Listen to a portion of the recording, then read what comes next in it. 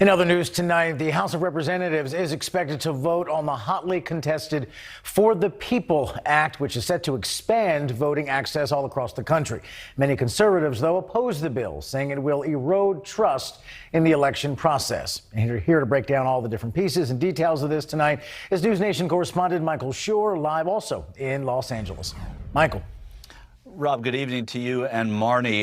The House today really working out H.R. 1, which is, like you said, the For the People Act. This idea, as Democrats say, is a protection against a lot of what the Republicans are posturing to do, both in the states and in the courts, and some are calling it a voting rights Bill of Rights. It is titled the For the People Act, a series of initiatives that make up H.R. 1, the sweeping bill expected to pass the House tonight. At its core, a voting rights wish list for House Democrats, every one of whom signed on as co-sponsors on the first day of the 117th Congress in January. Well, this is called the For the People bill. And in doing so, we combat big, dark, special interest money in politics and amplify the voice of the American people. Included in the bill is the John R. Lewis Voting Rights Advancement Act, named for the late congressman and voting rights icon. I want to remind all of our colleagues of his last call to action on that day. Stricken with cancer, John said, "Never give up, never give in. We must keep our eyes on the prize. We must pass H.R. 1 and H.R. 4 and truly restore democracy to America for the people." The bill has provisions that would prohibit voter ID laws, expand in-person early voting, restore voting rights for felons, and mandate paper ballots in federal elections, as well as calling for prepaid absentee ballots, the White House endorsing the measure.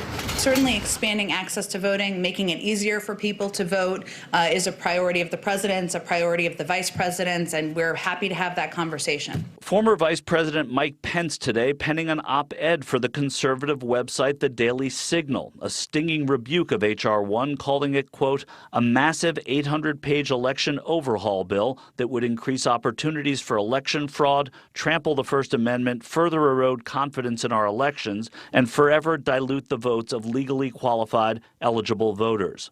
With voting rights clearly front and center as a political issue after November, House Republicans are pushing back forcefully against the bill. This is a horrible thing for the American people. It's a horrible thing for our country. I have a lot of strong feelings about H.R. 1, and it seems to me that everything that's happening and what they're proposing in H.R. 1 is going to be contrary to the kind of problems I saw in my election. New York Republican Claudia Tenney had to wait a month before her election was certified, and even with passage, the waiting will continue once the Senate begins to consider this bill. And if the Senate has a different idea about what that should look like, they should pass a bill, send it back to us, and then we can try to work through those differences.